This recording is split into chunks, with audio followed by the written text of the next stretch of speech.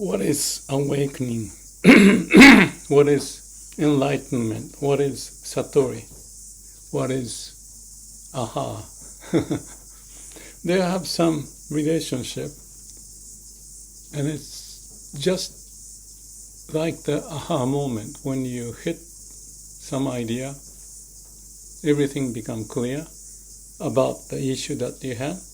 But when it comes to awakening, it's deeper, profound, in the sense that the stuff that we didn't know that exists, or we knew it but didn't have access, unconscious part, or the memories and experience we may have had, is stored there. There's a certain term for that storage in Indian way of describing this. It's like a treasure storage, in a way, that deep inside. And when we use our brain and live in the mind, we don't access that as much. So you can deal with it. You do this, do this, do this, this. You're tired, you go sleep. Tomorrow morning you do that X, Y, Z. But you're kind of like mechanically playing with this algorithm in the mind to do A, B, C, D, X, Y, Z. You make money, you're happy, get married, divorced, and all things happen. And you think that's the whole of it. But awakening is, there's something more,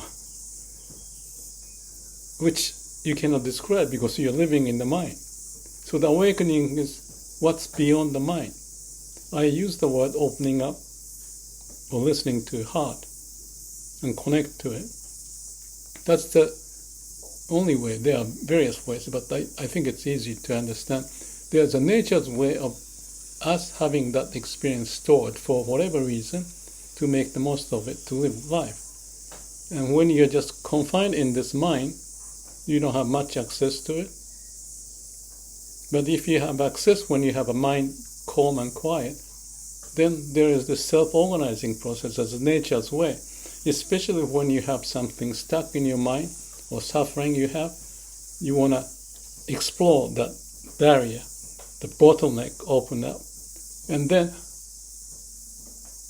And you find that you're liberated from the burden that you carry.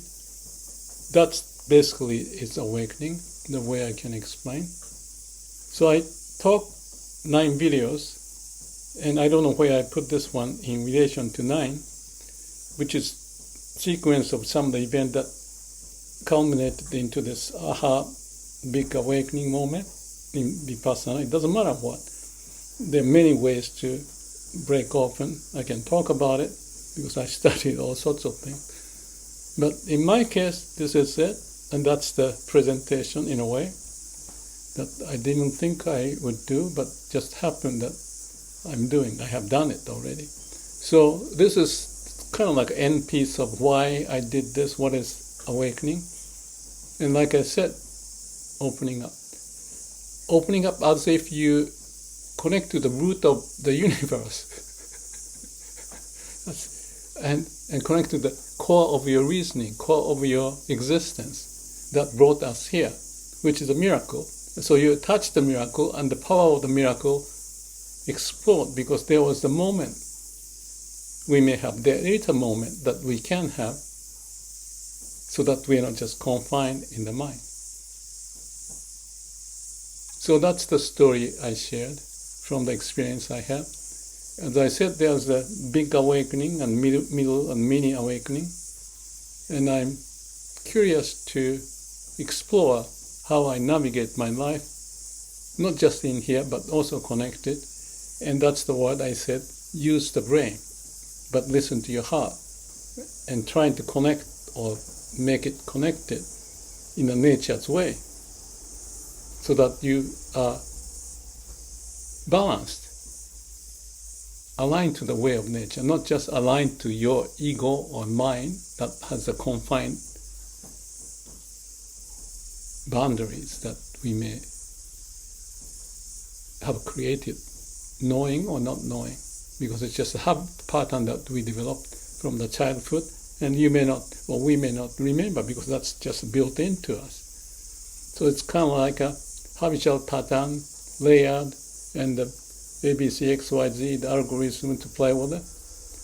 But like a deep learning, a deep to the core of us. And that's the prerogative as a being a human, to have that. And when you have that, So that's the story. Without experience, it doesn't mean anything, or maybe mean something to explore.